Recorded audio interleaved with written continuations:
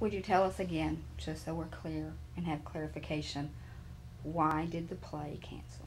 Well, I believe that what happened was we had our final meeting talking about what are the arrangements that we have in place for the following morning. And as we went through some of those conversations, it became, I think, increasingly clear that there were some very real issues about how it is that the Texan tour was going to be accommodated, assurances that the students that were involved in the production, that their safety and security was going to be guaranteed. And I think at the end of the day, Mark Holsdorf felt that in order for him to protect the academic integrity of what it is that they were trying to do in the classroom, and to assure that there were not other repercussions on the campus, he believed that this was indeed the best thing to do, and that the educational piece of this was largely accomplished because people had already gone through to the end of all of their preparations. In fact, were doing their dress rehearsal that evening, and the dress rehearsal in many cases is something that is indeed open to the public, and people participate in much like they would a regularly scheduled activity. And so his educational piece was indeed being accomplished by having the dress rehearsals completed.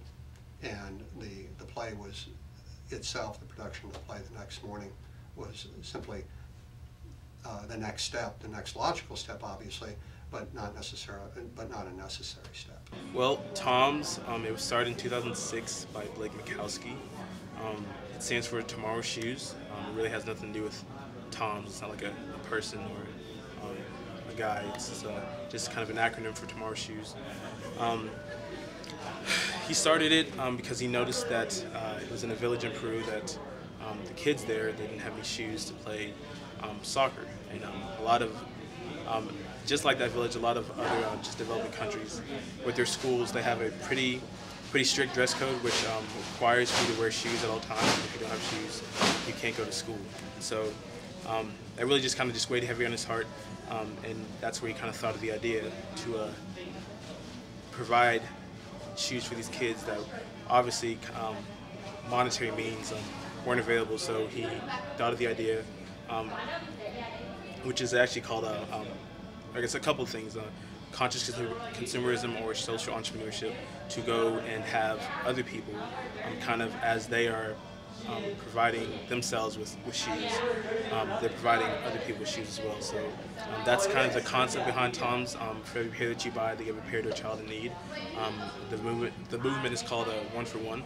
And so he took this kind of simple shoe that they actually used, I think, to play polo in, this kind of style, and brought over here to America.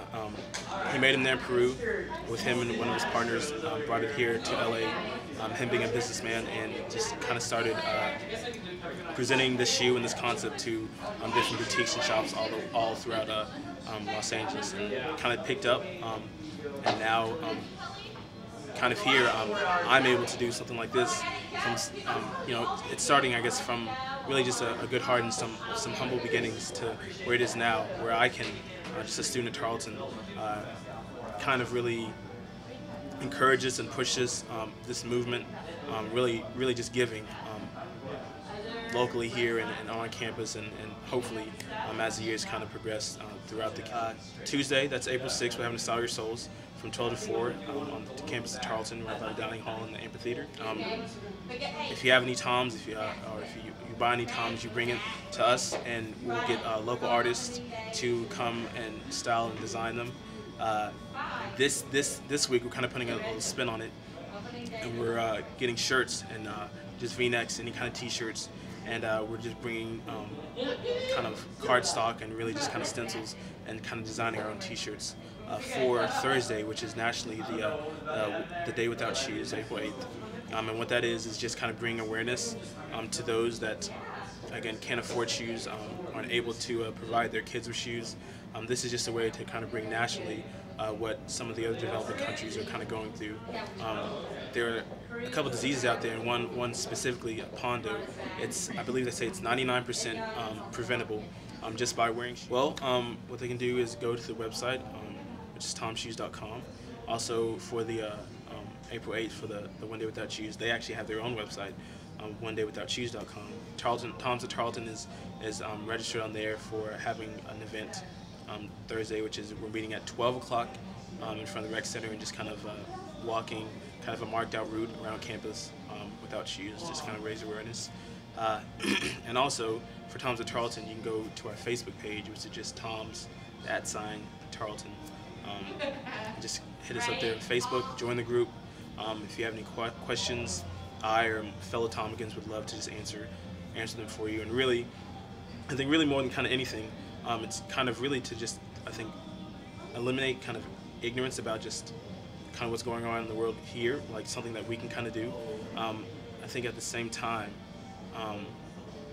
really just, I think, strengthening the consideration of us as a campus, as a town, as a community, as a whole, to, starting off with this, but then, what other things can we consider? What other things are, people even around this community that are kind of going without needs? So this is just one thing that we've kind of thought that we could do, and hopefully it'll be a kind of a segue into just many other things that we can kind of benefit the campus, the community with. Now for a look into your local sports. Trey Barron is standing by. The Tarleton Texans baseball team was in action this past weekend, taking on the Central Oklahoma Broncos in a doubleheader on Saturday in Edmond, Oklahoma. The Texans won the first game by a score of 6-5, and the second game by the final of 20-4. The Texan baseball team will return to action this evening in Stephenville at 3 o'clock and will be taking on the St. Mary's University Rattlers. The Texan softball team was also in action this past weekend. The Texans beat the Eastern New Mexico Zias as they completed their season sweep of the Zias. This past Monday was one of the biggest events in Major League Baseball, next to the World Series and All-Star Game. And your local team, the Texas Rangers, started the season off right by pulling off a comeback win on the Toronto Blue Jays by the score of 5-4. The Rangers were held hitless until the 6th inning when they were down by a score of 3-0. The Rangers returned to action tonight in Arlington at 7:05. Now back to the anchor desk for more local news. Recently, Tarleton Police Chief Justin Williams and Tarleton spokeswoman Liza Benedict held a press conference regarding questions that students had about their safety on campus. And so to specifically say what it is that a police officer's duties are, you can look at the job description. You can look at our general orders and say what it is, and they're about that thick. But as far as assisting, officers should assist in any way that's possible. We will unlock vehicles. We will do jump starts, but you have to be on campus. Right. It has to be an incident which is on campus, and they have to be available to do those things, meaning they're not already on another call for service or not already doing something else. An incident in which you're talking about someone falling on the stairway, we're not emergency medical personnel as far as medical goes. And so if I show up and someone's laying in the stairwell and they have a broken leg, I am not moving them. I'm not touching them. I'm not a qualified, certified, trained medic. I'm a police officer, so I would not expect an officer to render emergency aid to someone unless it was a life-threatening injury in which maybe they gunshot wound or something of that nature, CPR, those types of things. But in other instances, when there's a medical emergency, you can cause more damage by trying to move them, pick them up, do those types of things. So officers' response to that should be arrive, address, assess, and notify and await for emergency medical personnel. Can I get your comments on one other example? 2 girls after Midnight Madness called police station for assistance with a flat tire. The officer informed these 2 women that his job did not include changing tires and that he could not help them. We would not change the tire because of the, you get into a workman's comp issue. If the officer is hurt while changing someone else's tire, we would recommend a tire service for them to come. If they wanted a ride to their residence, we would be able to do so. But as far as physically changing a tire, no, we would not. The girls were scared because it was very late at night and the parking lot was mostly empty. They asked if the police officer would please sit with them while they waited for someone else to help them. Would that be something that you would think a police officer should be I would obligated to expect do? him to do that if there's not something else going on.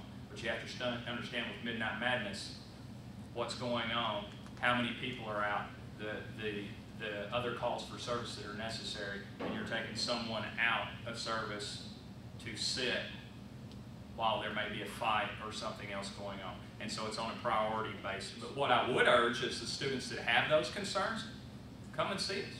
Come and talk to us. We don't know that there is an issue unless it's brought to our attention. And so that would be one of the things that I would want to know about, and so that we can facilitate those talks and talking with student government, those types of things. And those are issues that could be addressed if they're brought up. Thank you. Thank you for tuning in to the Texan TV News, brought to you every Wednesday and Friday. I'm Courtney McFarland. And I'm Nicola Joshi. Be sure to tune in next week for more news.